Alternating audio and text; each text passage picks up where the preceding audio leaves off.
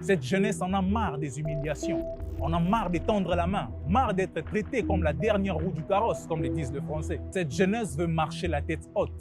Regardez par exemple ce qui se passe avec les Ensar au Nigeria. Regardez ce qui se passe au Népal.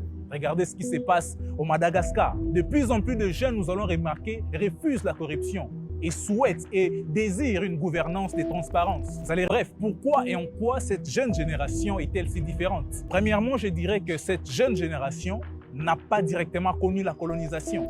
Elle n'a pas ce complexe d'infériorité de nos grands-parents ou de nos parents. Aujourd'hui, un jeune Africain peut lire des livres autrefois interdits. Aujourd'hui, un jeune peut créer une entreprise à partir de sa chambre. Internet aujourd'hui a ouvert les yeux à des millions de jeunes. La technologie a donné aux jeunes une voix mondiale. Cette jeune génération n'a pas directement connu la colonisation. Elle n'a pas ce complexe d'infériorité de nos grands-parents ou de nos parents. Vous savez, la chose qui a le plus détruit nos parents ainsi que nos grands-parents, c'est ces sentiments d'infériorité qu'ils ont eu à l'égard des colons. Nos parents ainsi que nos grands-parents ont vécu ces fardeaux du paternalisme colonial. On leur a appris à baisser la tête, à demander la permission pour exister, à se voir comme inférieur face à l'Occident. Mais cette génération-ci n'a pas grandi sous le fouet des colons. Elle a grandi dans un monde où elle peut comparer, où elle peut réfléchir, où elle peut contester. Et c'est ce qui fait la différence. Et voilà pourquoi elle ose dire non.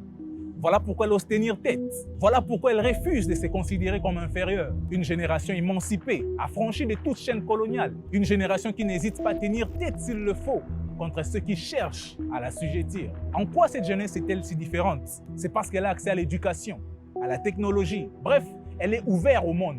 Vous savez, nos parents, bien sûr qu'ils avaient accès à l'éducation, mais cet accès à l'éducation était limité, était censuré, voire même filtré par les colons. Aujourd'hui, un jeune Africain peut lire des livres autrefois interdits. Aujourd'hui, un jeune peut créer une entreprise à partir de sa chambre. Internet aujourd'hui a ouvert les yeux à des millions de jeunes. La technologie a donné aux jeunes une voix mondiale. Aujourd'hui, un post, un tweet d'un jeune étudiant de Kinshasa, d'un jeune étudiant de la Côte d'Ivoire, d'un jeune étudiant du Nigeria, peut être lu à New York, peut être lu en Europe, peut être lu en Asie. Aujourd'hui, une vidéo TikTok d'un Congolais, d'une Malienne, d'un Sénégalais peut influencer plusieurs personnes dans le monde. Bref, cette génération ne vit plus dans un village enfermé, mais elle vit actuellement dans un village planétaire. Pourquoi cette génération est-elle si différente? C'est parce qu'elle a soif de changement et de dignité. Cette jeunesse en a marre des humiliations.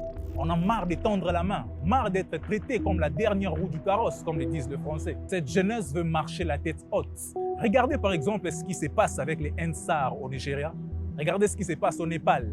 Regardez ce qui se passe au Madagascar. De plus en plus de jeunes, nous allons remarquer, refusent la corruption